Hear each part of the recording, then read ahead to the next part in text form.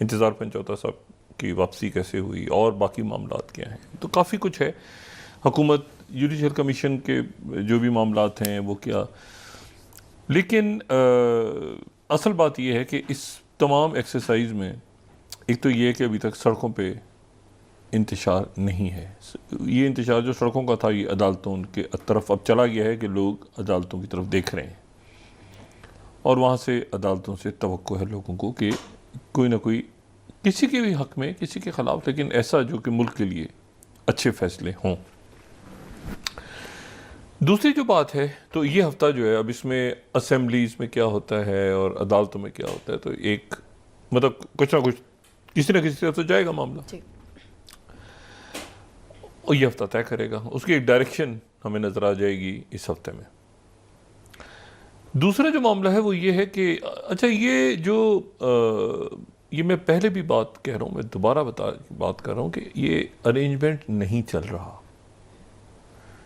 ठीक है, चाहे वो खारजा महाज पे मैं ज़्यादा बात नहीं करना चाह रहा, माशी इश्यूज़ पे भी, दाखिली इश्यूज़ पे ये नहीं चल पा रहा ये जो अरेंजमेंट है ना। तो अब इसको कैसे, इस अरेंजमेंट को आगे ये कैसे खिंचेगा और कैसे चलेगा और क्या, तो वो बस ऐसे ही है, मतलब कहते हैं ना चल रहा है। और पॉलिटिकल पार्टीज़ जो इसमें मौजूद हैं वो भी मतलब उनके अंदर भी एक आपस के अंदर बहुत ज़्यादा इत्तेफाक नहीं है, फिर वो एक अनसर्टेनिटी, मतलब एक गैर यकीनी है बहुत ज़्यादा वो।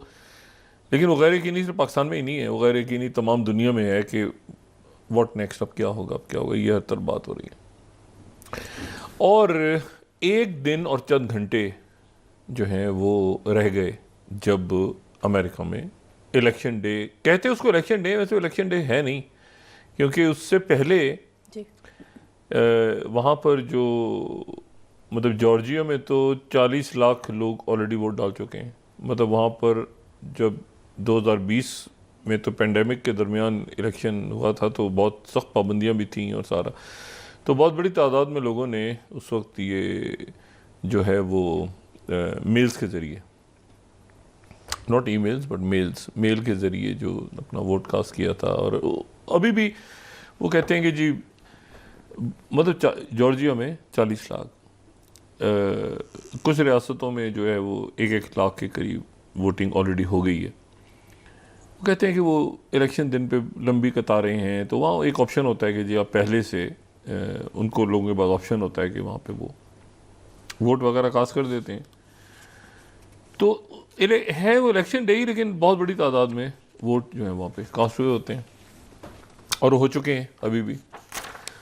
और ये जो बात है अब वो 270 का मैजिक जो नंबर है, वो जो भी शख्सियत, जिस शख्सियत ने भी जीतना है उसने वो हासिल करना है।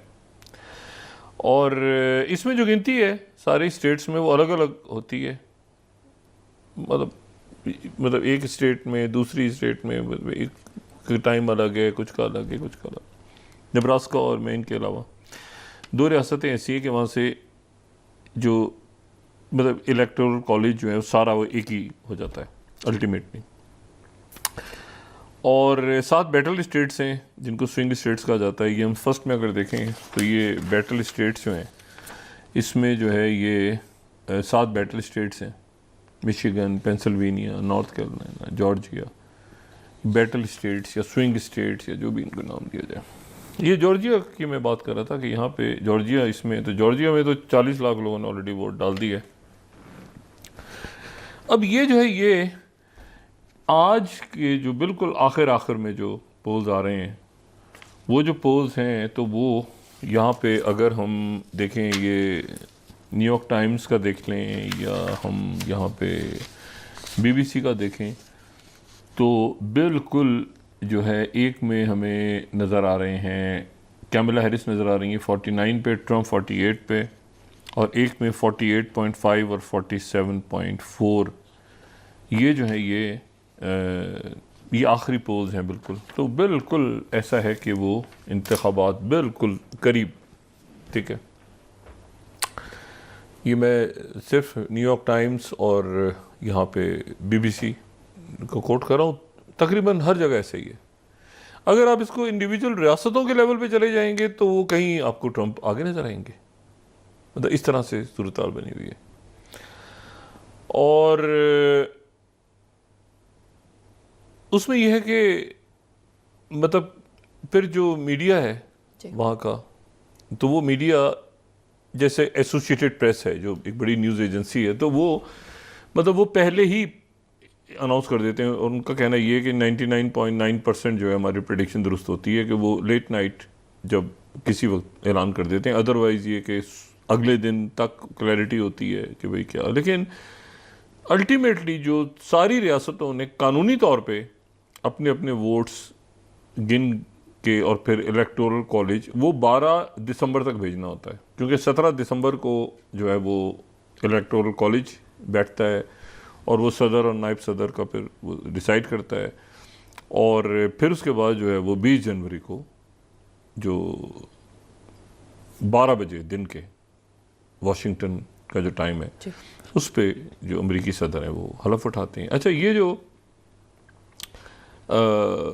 जो इलेक्टोरल कॉलेज जब जमा होता है और बैठता है और ये सारा डिसीजन होता है, तो इलेक्टोरल कॉलेज वो कांग्रेस, और कांग्रेस में जो है वो अल्टीमेटली उसमें सर्टिफिकेशंस होती हैं, सर्टिफाई करता है वो कांग्रेस के मुश्तरका इजलास और वो सारा तरीका। तो उसकी जो चेयर है वो नायब सदर अमेरिका का या अमेरिका की नायब सदर जो है वो उसको चेयर करती हैं, वो अनाउंस करती हैं फिर कि इलेक्टोरल कॉलेज का रिज़ल्ट क्या है।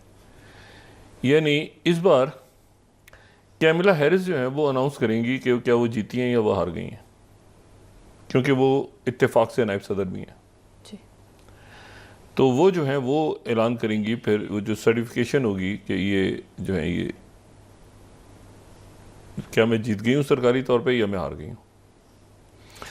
लेकिन ऐलान जो है वो पहले ही हो गया होता है। या तो ये है कि बिल्कुल लैंडस्लाइड हो ना, जैसे वो रेगन का हुआ था, तो बिल्कुल लैंडस्लाइड हो तो सामने। लेकिन यह है कि इसमें जो है वो अगर इस तरह का इलेक्शन हो रहा हो बिल्कुल, तो फिर इसमें बहुत फटे पड़ते हैं, मामला आगे भी जा सकते हैं। और जैसे अल गोर और 2000 में अल गोर और जो बुश जूनियर के दरमियान मामला हुआ या और मामलात हुए। अच्छा, पॉपुलर वोट, अवामी वोट में और सदर बनने में फ़र्क है।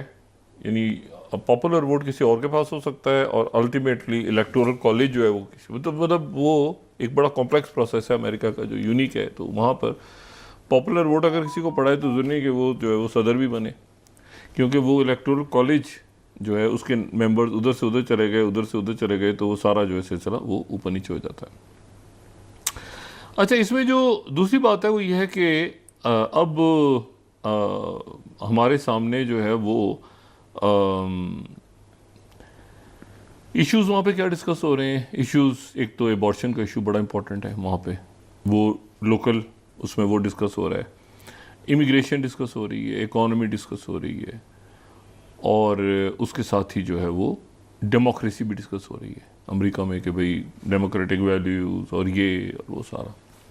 लेकिन उससे कथा नज़र मैंने आपसे कहा था ना कि जो जहाँ पे है वो वहीं है। मतलब वो अगर कोई ट्रंप को चाह रहा है तो ट्रंप को चाह रहा है, और अगर वो कोई कैमला हैरिस से मुतासर है तो कैमला हैरिस से मुतासर है। वो बहुत ज़्यादा कोई ऊपर नीचे लोगों की राय नहीं गई। दुनिया क्या चाह रही है? ज़ाहिर है प्रेसिडेंट पुतिन चाह रहे हैं कि ट्रंप आ जाए, जो गालिब इम्कान है। ट्रंप आ जाए तो ये पुतिन को सूट करता है। नेतन्याहू चाह रहे हैं कि ट्रंप आ जाए। प्रीमियर शी जिनपिंग जो है वो जाहिर नहीं करते, और मेरे नहीं ख्याल कि चाइना के ऊपर इससे कोई असर पड़ता है कि वहाँ पे कोई भी हो, वाइट हाउस को मकीन हो। चाइना एक लॉन्ग टर्म स्ट्रेटजी के साथ चल रहा है, तो चाइना के लिए ट्रंप हो या बाइडन हो, वो चाइना अपने हिसाब। लेकिन कुछ मुल्क ऐसे हैं जो बड़े खुल के हमें नज़र आ रहे हैं कि जी। और फिर उसके बाद जो है वो ये भी ज़हन में रखें कि ट्रंप जो है वो एंटी वॉर, यानी जंगों के ख़िलाफ़ बयानियाँ लेके चले हैं और चलते हैं, और उनका ये भी कहना है कि मैं जंगों के ख़िलाफ़ हूँ। तो वो एंटी वॉर हैं लेकिन प्रो वॉर प्रॉफिट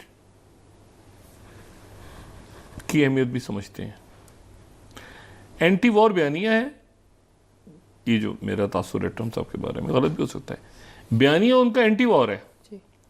लेकिन जो प्रो वॉर प्रॉफिटिंग है ना, फायदा, यानी मैं जंगों के खिलाफ हूं, लेकिन तुम्हारे मुल्क ने अगर हमें पैसा नहीं दिया तो तुम्हारा मुल्क जो है वो दूसरा मुल्क उसे आ जाकर आके खा जाएगा, इसलिए हमें पैसा देते रहो, चाहे तुम ताइवान हो चाहे कोई मशरक़ वस्ता का मुल्क हो। तो उनको ये अच्छी तरह पता है कि जो वॉर का प्रो वॉर प्रॉफिट है वो बहुत है। अच्छा, अब जैसे 2022 में Lockheed Martin 67.9 billion, Boeing 61.4 billion. अच्छा, उसके बाद जो है वो तो ये बिलियंस और ट्रिलियंस में जा रहा होता है। अच्छा, ग्लोबल मिलिट्री एक्सपेंसेस अगर हम 2022 के देखें तो यूनाइटेड स्टेट्स के जो हैं वो 778 बिलियन, चाइना के 252 बिलियन, इंडिया 67.4 बिलियन, रशिया 65.1। अच्छा, और उसके बाद फिर दूसरे मुल्क आते हैं, सऊदी अरेबिया, यूके वगैरह सारे।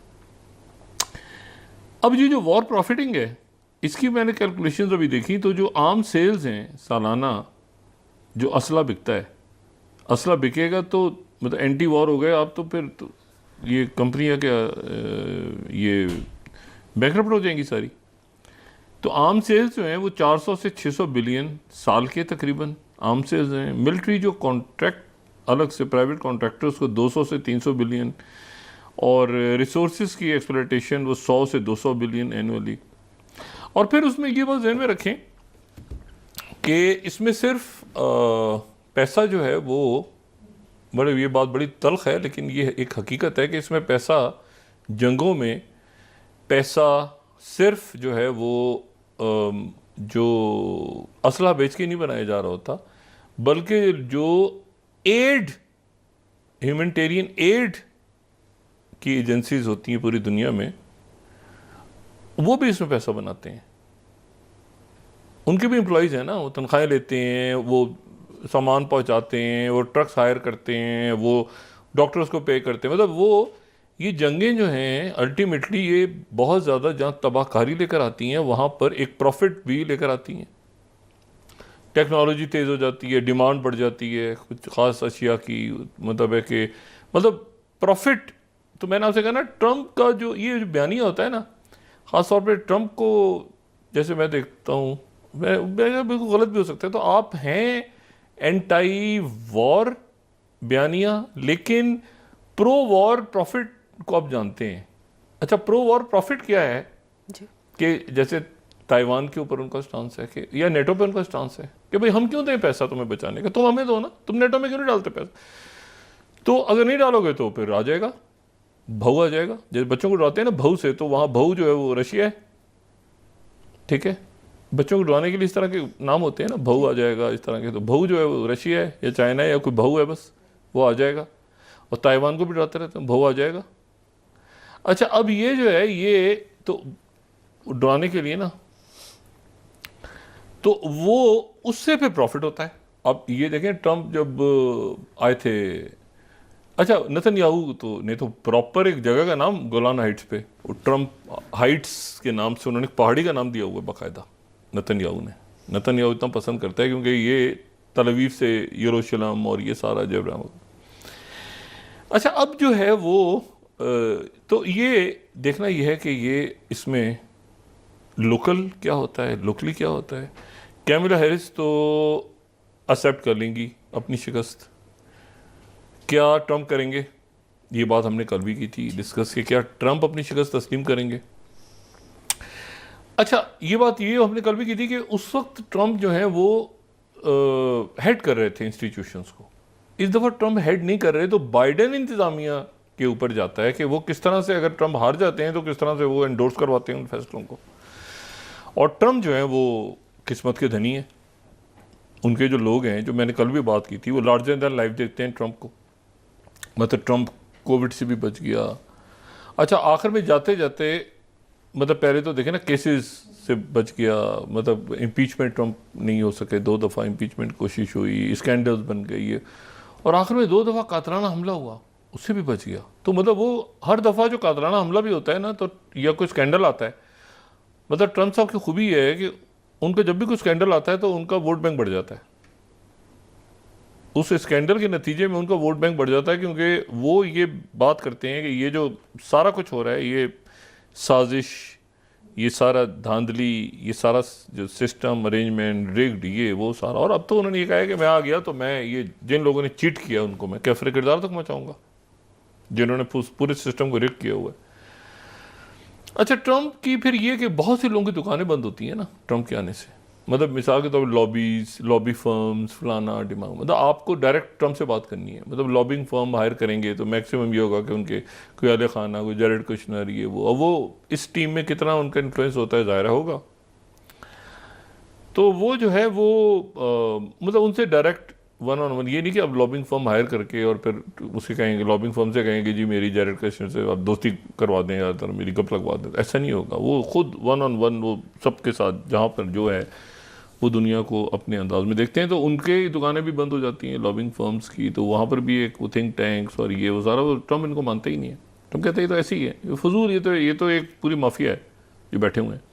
मीडिया को भी वो डाल देता है इसमें, तो कहते हैं सारी मीडिया भी और थिंक टैंक्स और ये सारा लॉबिंग फर्म्स और ये सारा, ये सब एक करप्ट माफिया है, ठीक है ना, जो पैसे खाती है और अमेरिकियों को लूटती है। तो वो डायरेक्ट अमेरिकन हैं और मैं हूँ, और बीच में कोई नहीं है तीसरा आदमी।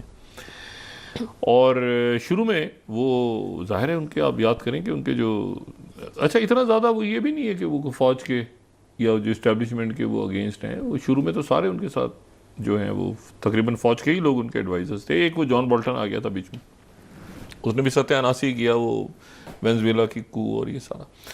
एनीवे, तो ये अब देखना ये है कि वो 5 तारीख की रात अगला दिन वहाँ से क्या अनाउंसमेंट्स क्या होनी शुरू होती हैं।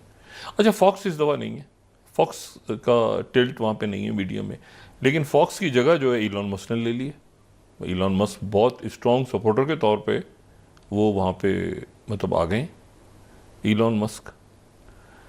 तो मतलब है कि एक ज़ाहिर है बहुत बड़े कामयाब बिजनेसमैन है, लेकिन वो एक अपनी जगह, वो अमेरिकन पूरी पॉलिसी ऐसा लगता है कि वो इलॉन मस्क जो है एक बहुत बड़े सपोर्टर के तौर पे आ गए हैं। तो फॉक्स वगैरह पीछे रह गए। सोशल मीडिया का दौर है और टेक्नोलॉजी में और भी वो बहुत एआई वगैरह में और रोबोटिक्स में और ये बाकी भी उनके बहुत सारे काम हैं।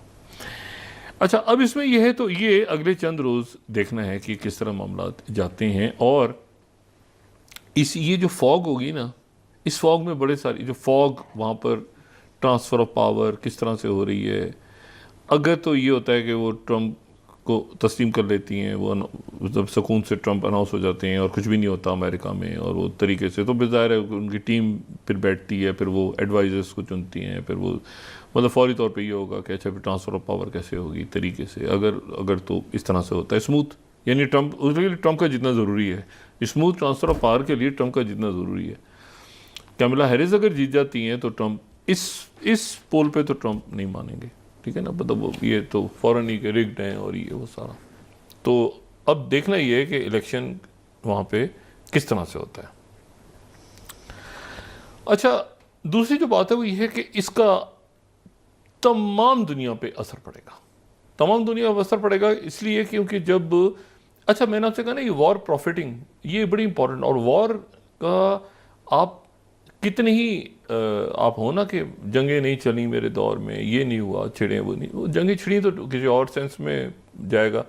और अगर जंग नहीं छिड़ी तो फिर वो जो है वो फिर यानी एंटी वॉर, यानी या तो मतलब वो मतलब बयानिए में अगर आप उसकी जो प्रॉफिटिंग है ना, फिर वो प्रॉफिटिंग कैलकुलेट करते हैं आप। मतलब ट्रंप ये खूबी है उनकी कि फिर वो बताते हैं कि भाई एक मिनट, अगर हम आपको यहाँ पे सिक्योरिटी प्रोवाइड कर रहे हैं तो सिक्योरिटी के लिए आपको इतने जहाज़ खरीदने होंगे, इतना आपको जंग नहीं छिड़ेगी लेकिन आपको इतने बिलियन के जहाज़, आपको रडार सिस्टम, ये जब आए थे, जब याद करें ना जब सऊदी अरबिया आए तो इन्होंने फ़ौरन तौर पे इतने बिलियन डॉलर्स की आपकी सारा, क्योंकि आपकी हिफाजत फिर हम करेंगे तो ये जाहिर है कि आप, और बड़े खुश भी हुए थे वो। तो वो बड़ा सा वो एक जो उन्होंने वो दुनिया का वो जो ग्लोब सा लगा के, वो जो तस्वीरें भी उस वक्त आई थी, ट्रंप खड़े हैं, सारे लोग खड़े हैं, वो जनाब बड़ा सा एक उसमें वो लगा के वो बड़े स्टाइल के साथ उन्होंने कि भाई हम आपको डिफेंड करेंगे, लेकिन उसकी एक कीमत होगी, पैसा होगा उसका। तो एंटी वॉर है, लेकिन मैंने कहा ना उसकी प्रॉफिटिंग जो है ना वो पूरी हिसाब किताब पूरा, नुकसान नहीं होना चाहिए। अब जैसे ताइवान डरा हुआ है कि भाई वो कहते हैं ये टीएमसी, ये सारी जो चिप्स हैं, ये तो काम सारा हम कर रहे हैं और ताइवान पे डिपेंडेंट है, ताइवान पैसे नहीं देता, पैसे ताइवान क्यों कमा रहा है? हालांकि ताइवान ने वहाँ पर भी अपनी फैक्ट्रीज वगैरह शिफ्ट की हैं, मगर वो ट्रंप अभी उनको और खींचेगा। अच्छा, अब इसमें जो है दूसरी, अच्छा फिर नेतन्याहू का ये ख्याल है, क्योंकि B-52 बॉम्बर्स पहुँचे हुए हैं मिडल ईस्ट में, बाकायदा प्रॉपर पहुँच गए हैं दोबारा। तो नेतन्याहू का ये है कि जो है वो ईरान एक स्ट्राइक करेगा, और ईरान स्ट्राइक करेगा तो यहाँ से जवाब होगा, और ईरान के ऊपर नेतन्याहू स्ट्राइक उस वक्त इसराइल हमला करने का सोचेगा, क्योंकि ट्रंप बार बार कह चुके हैं कि इनकी न्यूक्लियर साइट्स को या इनकी मिलिट्री इंस्टॉलेशंस को आप क्यों नहीं बनाते, ये कहाँ पे हमला करे। तो नेतन्याहू ये देख रहा है कि वहाँ से क्या मैसेजिंग होती है मेरे पास। और अमेरिकन हिस्ट्री में सबसे ज़्यादा यानी प्रो इसराइल जो है प्रेसिडेंट, वो नेतन्याहू वो ट्रंप को ही कहते हैं। लेकिन ये जो कुछ हो रहा है ये ज़ाहिर 2020 तो नहीं है, ये 2024 की दुनिया जो है ये बिल्कुल मुख्तलिफ है। इसको कोई अगर 2020 समझ रहा है या 2019 समझ रहा है तो बिल्कुल गलत है, ये बिल्कुल उलझी हुई दुनिया है। और यहाँ पे बहुत सारे नाम हमारे सामने आए, अभी पिछले दिनों में हम बात करते रहे, सेक्रेटरी ब्लिंकन का हर एक को उनकी कोशिशों को पता, विलियम बर्न्स इन्वॉल्व हुए मुज़ाकरात में, एमॉस हुस्टन इन्वॉल्व हुए, ब्रेट मैककर्क इन्वॉल्व हुए। लेकिन एक और शख्सियत जो है वो उनका जिक्र खैर कम आया हमारे सामने, लेकिन वो बहुत इम्पोर्टेंट पर्सनैलिटी हैं, और वो हैं टिमोथी लैंडरकिन।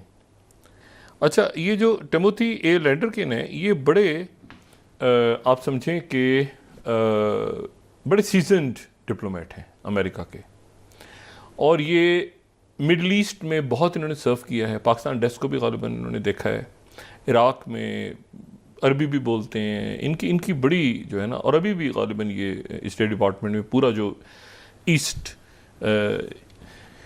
नियर ईस्ट या मिडल ईस्ट और गल्फ़ और इस तरह के जो डिवीजन्स हैं वहाँ पे उन डेस्क को भी वो देख रहे हैं, और बड़े सीजन डिप्लोमेट हैं।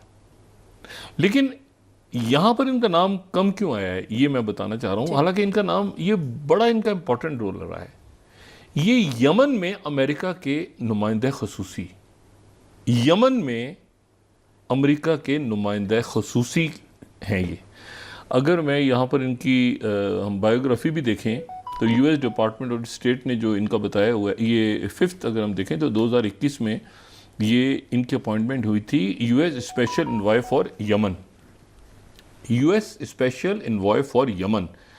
अच्छा, अब सवाल ये है कि यमन में ये स्पेशल एनवॉय, पहले स्पेशल एनवॉय यमन के लिए, क्योंकि 2021 में आपको पता है कि यहाँ पे एक बहुत शदीद कशीदगी थी, और वो कशीदगी हूतीज़ के दरमियान और अरब ममालिक के दरमियान चल रही थी, एक बड़ी तकसीम थी। अच्छा, लेकिन ये हुआ कि फिर क्या हुआ, मतलब फिर ये कहाँ गए, क्योंकि वहाँ हूतीज़ आ गए, हूतीज़ ने ताकत पकड़ ली, हूतीज़ ने हमले करना शुरू कर दिए, जो है वो हूतीज़ ने जो है वो मतलब कि पूरे यानी खलीज अदन पे और बहर अमर पे और ये सारी शिपिंग लेन्स को रोका, तो इनका नाम कहीं नहीं आया। लेकिन ये अपनी जगह मौजूद हैं, और ये खामोशी से लो प्रोफाइल में रह के इन्होंने पूरी कोशिश ये की पिछले चंद महीनों में कि कोई एक अरब मुल्क या मशरिक़ वस्ता का कोई एक मुल्क हूतीज़ के ख़िलाफ़ बयान दे दे, और किसी ने बयान नहीं दिया। हूतीज़ के ख़िलाफ़ किसी ने बयान नहीं दिया जी। किसी एक मुल्क ने भी, हमले हूतीज़ के हो रहे थे, हूतीज़ के ख़िलाफ़ किसी ने कोई बयान नहीं दिया। मतलब बस सब एक बात करते रहे कि जी, मतलब इवन कुछ ख़ास जिक्र भी नहीं किसी ने। अगर आप गौर करें तो किसी अरब मुल्क का कोई स्टेटमेंट हूतीज़ के बारे में है ही नहीं। उनका स्टेटमेंट है कि गज़ा, फ़लस्तीन, मुज़ाकरात होने चाहिए, 2 स्टेट सोल्यूशन। हूतीज़ के ऊपर किसी अरब मुल्क ने कोई बात ही नहीं की। तो ये अब एक बड़ी अजीब सी सूरत हाल बनी कि अरब मुल्क ने किसी ने बात नहीं की, और ये जो है वो यहाँ पर अगर आप याद करें तो ये 20 मुल्कों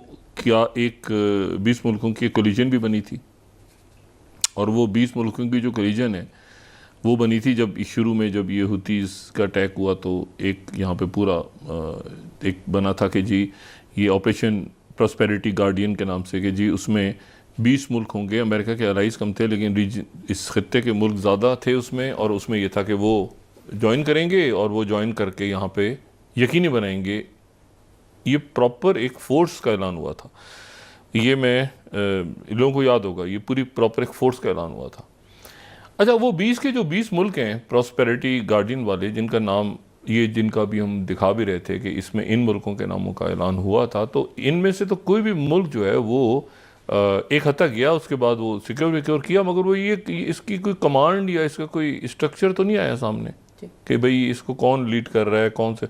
हाँ, ऐसा हुआ कि एक जहाज़ फंस गया है तो उसने दूसरे को कॉल की, उन्होंने जाके अमले को बचाया। और ऐसे मुल्क जो मतलब जिनके कोई सफारती ताल्लुकात वगैरह बहुत अच्छे भी नहीं थे, कई मरतबे इंडिया ने पाकिस्तान ने जो है वो किसी खलीजी मुल्क को, किसी ने बरतानिया को, किसी ने अमेरिका ने इंडिया को, मतलब ताकि यहाँ पे अमले को बचाया जा सके। तो वो एक इशू बहुत बड़ा है। और हालिया दिनों में अब ये खबरें आ रही हैं कि सबसे ज़्यादा अगर इन्होंने कोशिश की अरब मुल्कों की, इनसे भी पूछा जा रहा है ना कि आप किधर थे, आप यमन में थे तो आपने क्या रोल प्ले किया। तो इनके बारे में अब ये इतलाते हैं कि इन्होंने पूरी कोशिश की, और एक अरब मुल्क से ये, और सबसे ज़्यादा कोशिश जो है वो हुई इजिप्ट के ऊपर, प्रेशर इजिप्ट पे आया कि आप हुतीज़ के अगेंस्ट बयान दें, क्योंकि हुतीज़ की वजह से आपकी जो ये स्विस पूरा बंद पड़ा हुआ है। लेकिन वो उनकी तरफ से जो है वो किसी किस्म का कोई इजिप्ट ने उसका वो प्रेशर लेने से इनकार कर दिया। इजिप्ट ने, उन्होंने कहा कि नहीं, हम स्टेटमेंट नहीं देंगे। और बाकी जो अरब रियासतें हैं, अरब रियासतों ने भी इस पूरे अरसे में, ये बड़ी एक यानी इंटरेस्टिंग बात है कि अरब रियासतों ने इस मरहले पे इन तमाम दिनों में हुतीज़ के अगेंस्ट प्रेशर को लेने से इनकार कर दिया और स्टेटमेंट भी नहीं दी। और ये जो है ये एक मेरे ख्याल से आने वाले दिनों के अंदर ये बहुत बड़ा इशू उठेगा कि भाई आपने जो है वो ये क्या परफॉर्म की। यमन के अंदर कोई अमेरिका के नुमाइंदे खसूसी भी थे, वो रहते कहाँ थे? यमन में रहते थे। कहाँ रहते थे? यमन के साथ तो प्रॉपर अटैक यानी असॉल्ट अमेरिका के साथ बाकायदा होती है। यमन की जंग हुई है प्रॉपर, उन्होंने जहाज़ों पे अटैक किया है, उन्होंने आगे से B-52 बॉम्बर्स से अटैक किया है। तो यमन और अमेरिका एक डायरेक्ट कॉन्फ्लिक्ट में, मतलब ये कॉन्फ्लिक्ट जो है ये गज़ा और अमेरिका का नहीं है, ना ये लेबनान और अमेरिका का है, ये हुतीस और अमेरिका का फड्डा पड़ा हुआ है, डायरेक्ट फड्डा है। ये बड़ी अजीब सी। तो इसमें वो नुमाइंदा खसूसी या क्या मामला थे, वो भी एक सवाल है कि भाई क्या बना उनका। तो आप जरा वक्फा लें। उधर जो है वो अमेरिका, जापान और साउथ कोरिया, उन्होंने आज भरपूर फौजी मशकें की हैं नॉर्थ कोरिया को मैसेज देने के लिए कि अगर आपका अलायंस यहाँ पे रशिया के साथ बना हुआ है तो यहाँ पे हम भी मौजूद हैं। आप जरा वक्फा लें, उसके बाद बात करते हैं। जी नाज़रीन, वापस आते हैं एक छोटे से ब्रेक के बाद।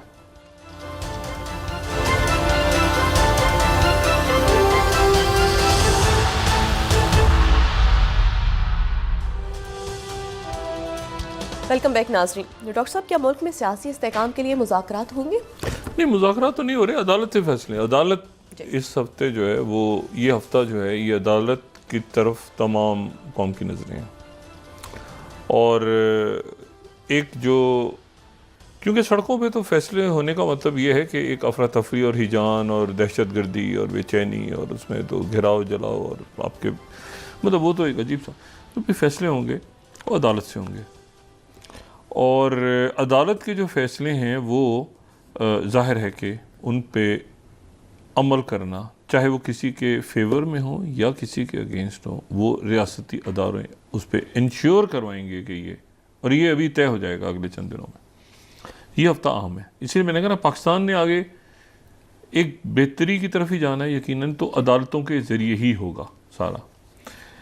अब उसमें मुज़ाकरात होंगे, क्या होंगे, ये एक फ़रोई बात है। अदालतों के फ़ैसले, बेंचेस कैसे बनेंगे, आइनी बेंच कैसे होगा, या अफरीदी साहब की पोजीशनिंग कैसे होगी अदालतों में। एक तो मैंने कहा ना, सबसे अच्छा हुआ कि फुल कोर्ट बैठ गया और सारे जज साहिबान बैठे, तो ये अदालतों के फ़ैसले इंपॉर्टेंट हैं। दूसरी जो बात है वो ये है कि ये जो मैंने अभी बात की ना, उस बात को मुकम्मल करूं कि ये जो जंगें होती हैं, जंगें हैं ना, उसमें सबका जहन जाता है असलहा साज फैक्ट्रीज़ की तरफ कि जी उनको बड़ा फ़ायदा हो रहा है और वेपन्स बड़े बिक रहे हैं और जंगी जहाज़ बड़े ख़रीदे जा रहे हैं। लेकिन बदकिस्मती से जो मैंने दूसरी बात की ना, कि इसमें जो एड ऑर्गेनाइजेशंस हैं वो भी बड़ा प्रॉफिट, उनको भी, वो भी जंगों से बहुत कमाते हैं पैसा। और उसमें जो है जंगों, मतलब जंगों का एक अपना बिजनेस है। बदकिस्मती अपना बिजनेस है और उसमें बहुत बड़ा पैसा करप्शन की नज़र हो जाता है। ये जो 1996 से 2003 तक जो ये ऑयल फॉर फूड प्रोग्राम था इराक का, तो मैसिव करप्शन की नज़र हो गया था। इसी तरह से अफ़गानिस्तान आने वाली जो एड है उसमें कोई 200 मिलियन या उससे भी ज़्यादा की तो बिल्कुल, मतलब वो तो पेपर्स ऑन रिकॉर्ड है करप्शन कि पैसा खाया गया। और फिर उसके बाद जो है वो हेटी में ज़लज़ला आया था 2010 में, तो वहाँ पे रेड क्रॉस के ऊपर इल्ज़ामात लगे थे कि बड़े, और पेपर्स आ गए थे, डॉक्यूमेंट्स आ गए थे मीडिया में कि ये वहाँ पर उन्होंने 25% के करीब जो एड जानी थी वो खाई गई थी।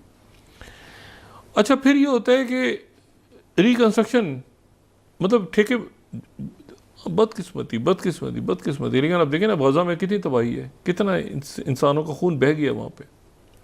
लेकिन अब उसका एक रिकंस्ट्रक्शन प्लान भी तो कहीं तैयार हो रहा होगा ना, और अगर हो रहा होगा तो उस पर आज जैसे कि अभी हमास और फतह के जो नुमाइंदे हैं वो बैठे हुए हैं, वो मौजूद हैं मिस्र में आज, खलील हया और बाकी शख्सियात मौजूद हैं, और वो वहाँ पर ये पोस्ट वॉर, वो यानी वो एक तरफ तो जंगें तेज़ हैं, अभी भी आज भी बहुत से लोग शहीद हुए हैं गज़ा में, उधर लेबनान पे सब वो सारा चल रहा है, लेकिन पोस्ट वॉर के इसके बाद आगे व्हाट नेक्स्ट। तो कोई पुल बनाएगा, कोई स्कूल बनाएगा, कोई मतलब किसी को जो है वो सड़कें बनानी होंगी, किसी को ये होगा, तो वो एक रिकंस्ट्रक्शन वाला जो फेज़ होता है ना। और मैं आपको सिर्फ ये बताऊं कि जो एड होती है ना, वैसे भी ह्यूमैनिटेरियन एड में थोड़ी बात करके निकलता हूँ, उसमें कोई 20 से 30% तो एडमिनिस्ट्रेटिव कॉस्ट पे खर्च हो जाता है, लोगों तो कम पहुँचते हैं। यानी ऐसा नहीं है कि अगर जो है वो किसी ने 5,000 रुपये डोनेट कर दिए हैं तो वो 5,000 रुपये के 5,000 रुपये ही आगे पहुँचेंगे। वो 5,000 रुपयों में से तकरीबन 20% जो है वो 20 से 30% तो एडमिनिस्ट्रेटिव खर्चे होते हैं ना, कि आपने लोग कौन से रखे हुए हैं, पेमेंट्स कैसे होनी है, ट्रक जाएंगे, वो पेट्रोल डलेगा, ये होगा वो होगा, तो आखिर में जाते जाते जो है वो कोई 20 से 30% तक पैसा जो है वो पहुंचता है उन लोगों को जिनको ज़रूरत होती है। बाकी दरमियान में एडमिनिस्ट्रेटिव और लॉजिस्टिक्स और करप्शन।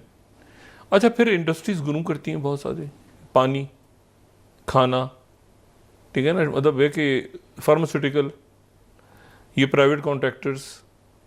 तो ये जंगों के नतीजे में प्रॉफिट जो है वो सिर्फ प्रॉफिट वेपन में नहीं होता, प्रॉफिट और बड़े सारे कामों में होता है। अच्छा, एनीवे, दवाइयाँ,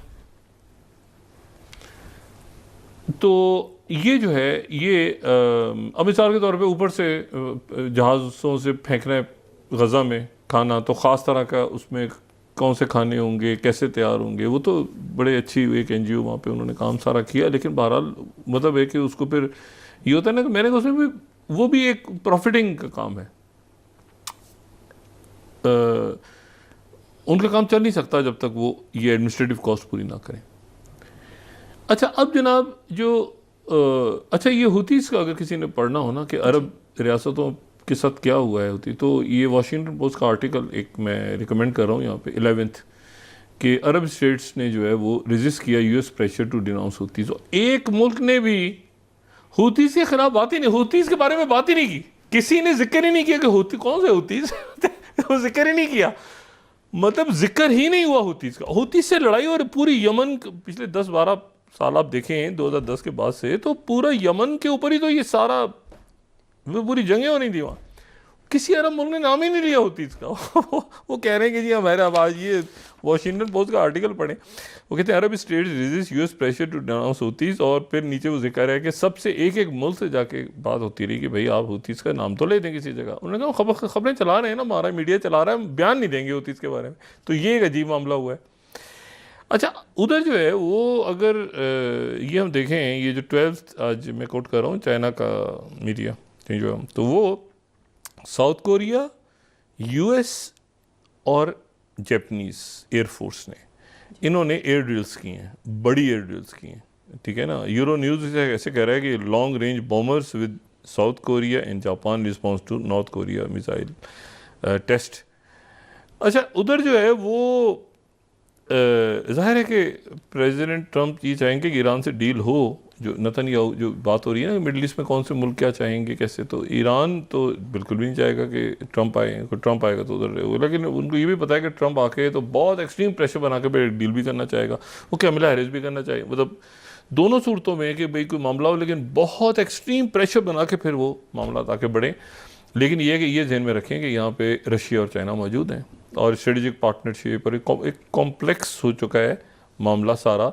और यूक्रेन वॉर के बाद तो दुनिया कहीं और चली गई जो ट्रंप की गैर हाजिरी में हो। ये प्री यूक्रेन और प्री गज़ा और ये वो दुनिया अब नहीं है, तो यहाँ पर उनको नई हकीकतों का सामना करना पड़ेगा।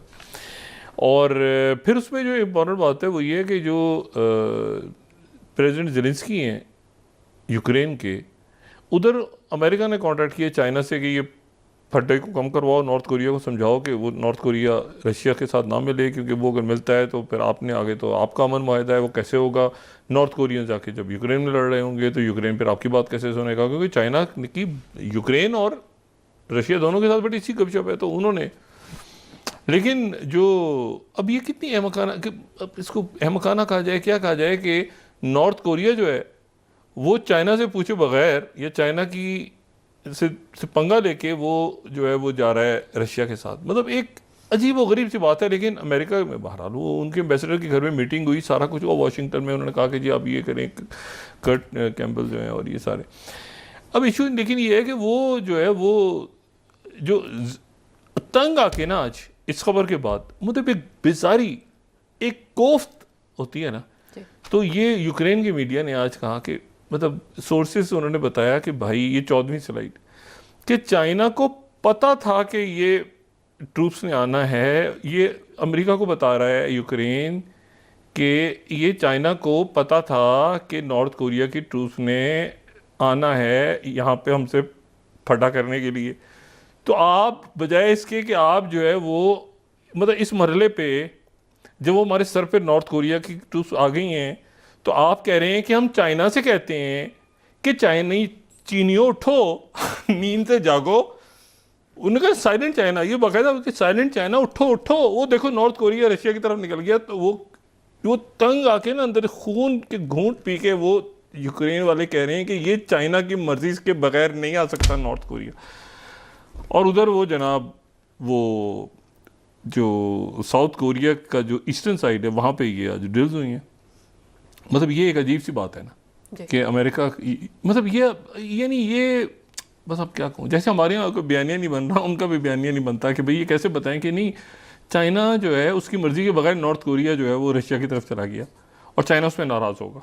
मतलब ये वो पहली जो वो थी ना कोल्ड वॉर का जो एंड हुआ था, उसमें आप देखें ना चाइना तो नहीं था, ये खाली सोवियत यूनियन के साथ ये अफगानिस्तान में वॉर हुई थी ना, अफगान मुजाहिदीन या जो भी अमेरिका के, तो उसमें चाइना अलग हो गया था। लेकिन तो उनका ख्याल है अभी भी जो फड्डा हो रहा है उसमें चाइना और रशिया साथ नहीं होंगे। चाइना और रशिया ऑल टाइम हाई, उनके इतने ज़बरदस्त ताल्लुकात हैं प्रेसिडेंट पुतिन के, और वो ब्रिक्स को जिस तरह लेके चल रहे हैं, प्रीमियर शी जिनपिंग और प्रेसिडेंट पुतिन वो ब्रिक्स को जिस तरह लेके चल रहे हैं, और जिस तरह से वो SCO को लेके चल रहे हैं, और जिस तरह बाकी फोरम्स बना रहे हैं, तो अमेरिकन अलाइंसेस कमज़ोर हो रहे हैं इस वक्त। यानी अमेरिका का जो अलाइंस है ना, मतलब जैसे मिसाल के तौर पे क्वाड को क्या करना है, यही ऑक्सस को क्या करना है, आप इसको कंपेयर करें ना ब्रिक्स के साथ या SCO के साथ। मतलब हो गई मीटिंग, हो गई, नहीं हुई, मतलब अचानक साउथ कोरिया आ गया, नॉर्थ कोरिया ने मिसाइल फायर किया तो साउथ कोरिया याद आ गया, फिर वो हो गया। मतलब एक केओटिक, ये जो अलाइंसेज है ना, इनमें सबसे जो पायदार अलाइंस है वो नेटो है।